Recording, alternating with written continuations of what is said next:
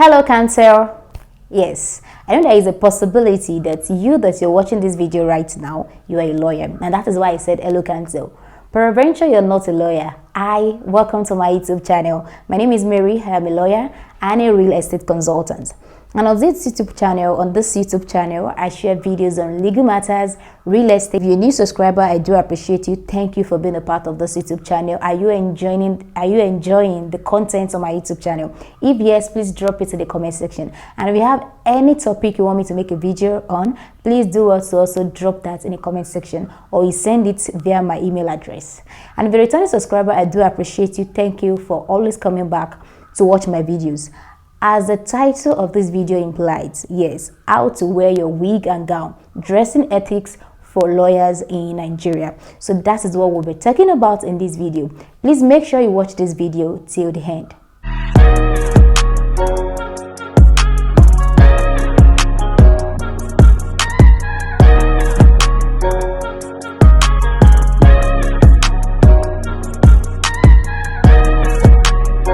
Welcome back, everyone. So I will be explaining the dressing ethics of the legal profession in Nigeria. Yes, in Nigeria, because there's a little bit of difference between Nigeria and other countries. Yes, because in other countries, many of the other countries, they do away with wigs. So you see them wearing their collarettes and their gown. But here in Nigeria, we wear our wigs, our collarettes and our gown, and for the men they wear bib. So I'll be talking about the dressing ethics. If you're new with you're watching me and probably you could not get anybody to advise you, to put you through on what you need to wear to the courts, and this video will definitely help you. So I'll be talking about how to wear your wig and gown and the dressing ethics. So to start with, I will be discussing the dressing, telling you everything you need to know about the dressing ethics of the legal profession. So starting from, I'll be picking it from the head to the toe. Female counsel, okay? If you're planning to go to the court, starting from your head, you need to know about your hair. Dressing, having your hair this way, there's nothing wrong with it. But when you're going to the court, you need to at least have a rubber band. Peradventure you don't have a rubber band, just make sure you fling it to the back. Some judges may not even take notice of it, but you see some female judges, they may not even care. You even see them with a very huge makeup on. But for some the male judges, they may not really like it. Okay, so please do to just fling your hair to the back. But the outfits, yes, let's talk about outfits. This kind of a dress is allowed, is permitted. You can wear this to the courtroom, yes. So majorly we use color is black and white. For a lady, you can wear your camisole and white color or black, yeah, with your blazers and your skirts. So for the men, they wear their shirts, yes, they wear their jacket, they wear their tie. If they are appearing before a lower court, you need to wear that tie if they're wearing a normal shirt. So but if you're wearing this barrister's shirt that has this little collar in front, they have to use their bib every time. They can't wear it with the shirt. So male counsel, for you to be properly dressed before a court, if you're wearing a normal shirt, you need to have your tie with it. You not having your tie with it you may not be permitted to, you may not be granted audience in court. So it is important, because you're wearing a normal shirt and if you can just go like that, no, you need to have a tie. So you need to have a tie with you. You need to wear a tie with it. But if you're wearing the barrister's shirt, you need to use your bib. So that is important for the men. But we just our camisole. We don't need, if you're appearing before the lower courts, you should know by now, if you're new week, lower courts are the customary courts, the district courts, the magistrate courts. Those are the lower courts. You don't need your wig and gown. So just make sure it's your black skirt or navy. Some people wear navy blue, okay? Though I've never seen a judge to embarrass them for that. So some people wear it, but I've just advised you to just stick with your black and white, okay? So that is it. And for we ladies, don't wear trousers in courts.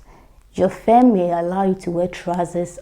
Probably you don't have any court appearance that day. But don't be one of those lawyers that will wear trousers and they will cover it with their gown.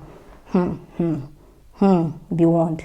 Be warned. I've seen that before while I was serving in Edo State, Benin. So, but it is not advisable, okay?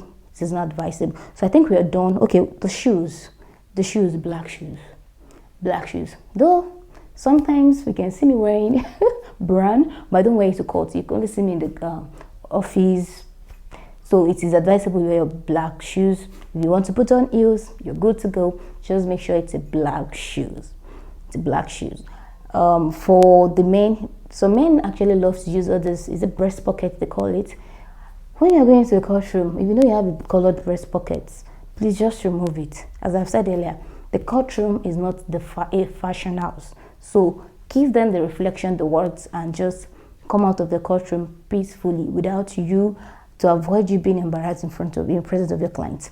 So I think we are done with the ethics. So we have superior courts, we have the Supreme Courts, we have courts of appeal, we have the federal high courts, we have the high courts. Those are the superior courts. Okay, so when you're going to these courts, you need to, as a female counsel, you need this. Also, customary courts of appeal, you need this.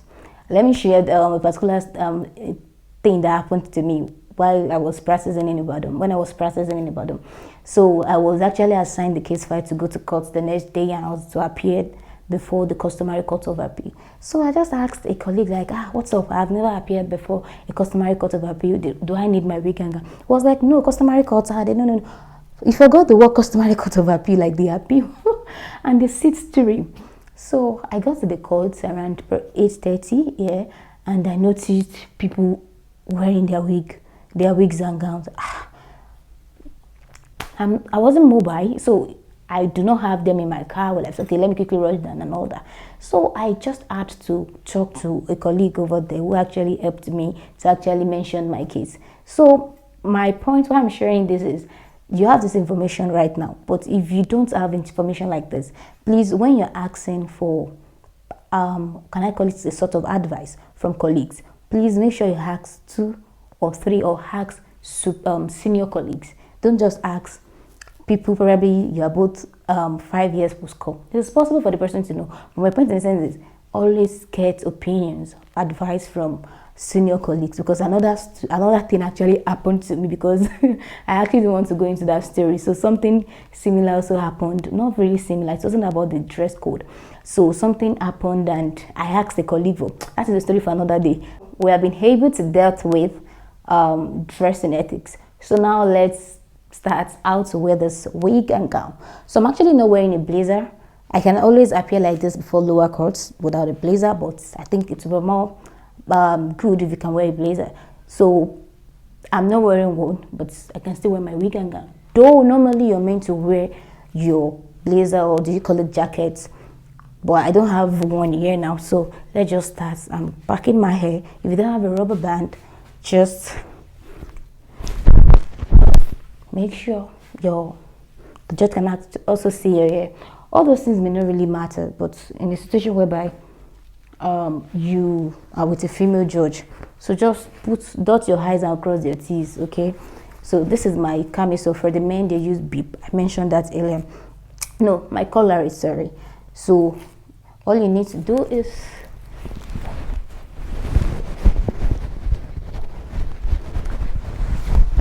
this particular, when your collar sometimes can be so taxing. Oh, I need to remove my mic. Okay. Where do I put my mic now? Okay, let me just hold it. So sometimes you see a lot of lawyers after wearing their collar to be folding over and all of that. So I think when you want to buy your collar, if you're new with you watching this, or probably you've already gotten one, but sometime you may still need, later on you will still need to get one more or two. So make sure you get, they will definitely measure your neck, but try and get one that is not too loose. Okay, and also check the other parts here so that it won't be falling over. And so I also need to mention one thing, that a lot of courts, don't let me say a lot of courts, let me say the superior courts, they also have dressing room. So right now that I need to wear my collar, I can always go to the dressing room. I'm not wearing a jacket, so I love to, once I tuck in, I love to actually pull my dress up and arrange it very well. Do you understand? So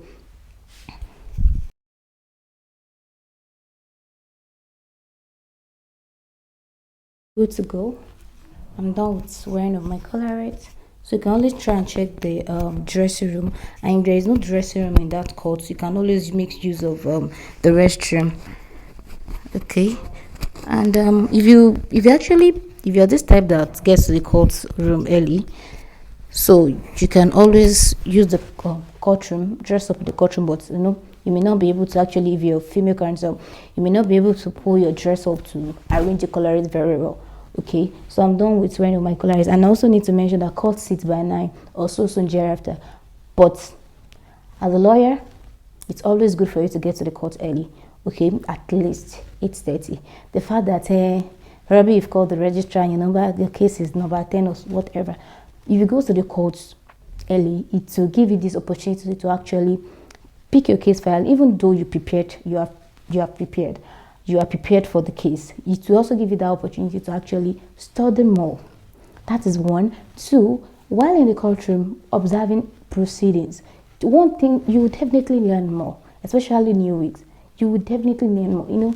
What is being taught in the law school is just something else when you're practicing. Okay, there is a lot of difference between what you get in the law school and what you meet in practice. So please make sure you get to the court at least by 8:30.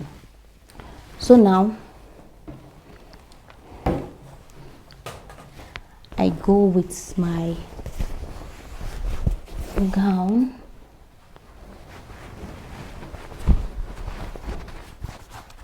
So let's say this is the second stage. So I want this thing to cover my microphone. So, and the last thing to do, so wearing the colours for the men is for them to wear the bib. Still the same process. Okay, so the third thing, if you don't have a dressing room in that courtroom, so you can't check yourself. I'm sorry I have to pull this thing up because I don't want it to affect my mic. So just make sure you hold your wig this way, just this part. If you don't have a mirror, there is no dressing room for you to check everything. So put your wig this way because this must be in the middle, and drag it. So you can always use your phone camera to check, or just ask the counsel, "What's up? Do I look good?" Okay, you can just ask a colleague to just check if your wig is properly on your head. So I need to make sure you actually put it on very well. So that is why I said it is not good for female counsel to have a very big hairstyle, because you'll be bowing to the court. So make sure it will not fall off. Okay, so make sure you have it firm on your head. So it is very important. So take your selfie, read your case file, prepare well before you hear the bang.